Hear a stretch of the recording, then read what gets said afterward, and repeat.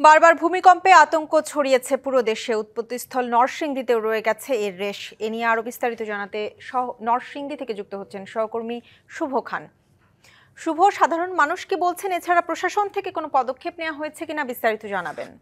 জি, ঈশিতা, যেমনটি বলছিলেন, আমি এই মুহূর্তে রয়েছি নরসিংদীতে, যে জায়গায় দেশের মানুষ আতঙ্কিত রয়েছে ভূমিকম্প নিয়ে। সেই জায়গায় নরসিংদী থেকেই কিন্তু এই ভূমিকম্পর উৎপত্তি স্থল। সেইখানে কিন্তু নরসিংদীর মানুষ চরমভাবে যে আতঙ্ক, সেটি কিন্তু বিরাজ করছে। এবং আপনি যেটি বললেন যে প্রশাসন থেকে কিছু জানানো হয়েছে কিনা, ঈশিতা, আজকে সকাল 10টার সময় নরসিংদীর যে দুর্যোগ ব্যবস্থাপনা ও জেলা প্রশাসকের একটি মিটিং হওয়ার কথা ছিল 10টায়।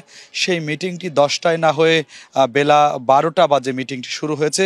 এখনও সেখান থেকে কোনো আপডেট বা কোনো তথ্য পাওয়া যায়নি। মিটিং শেষ হলে পাওয়া যাবে। যদি আপনাদেরকে বলি যে এখানকার যারা জনতা রয়েছেন, স্থানীয় বাসিন্দা রয়েছেন, তারা কিন্তু আসলে চরম আতঙ্কের মধ্যে দিন পার করছেন। এবং আমার বেশ কয়েকজনের সাথে কথা হয়েছিল, তারা বলছেন যে সানবিট সব দিবে সামাল।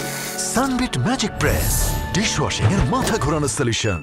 গতকালকেও আবার দুটি ভূমিকম্প হয়েছে সকালে এবং সন্ধ্যায়। যদিও ভূমিকম্পটির মাত্রা কম ছিল, সেক্ষেত্রে কিন্তু তাদের যে আতঙ্ক, সেটি কিন্তু এখনও রয়ে গেছে। এবং অনেকেই বিল্ডিং বাড়িতে বসবাস করা বন্ধ রেখেছেন বললেই চলে।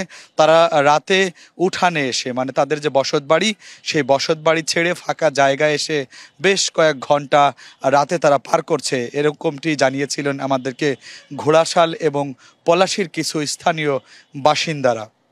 সব কিছু মিলিয়ে নরসিংদীবাসীর মধ্যে একটি আতঙ্ক রয়েছে যে নরসিংদীতেই কিন্তু এই ভূমিকম্পের উৎপত্তিস্থল। সেই জায়গায় পুরো দেশের মানুষ যেমন আতঙ্কিত রয়েছে, সেখানে নরসিংদীর মানুষ আরও বেশিভাবে আতঙ্কিত রয়েছে। এবং বেশ কিছু ভবনেও কিন্তু ফাটল ধরেছে, রেল লাইনে ফাটল ধরেছে।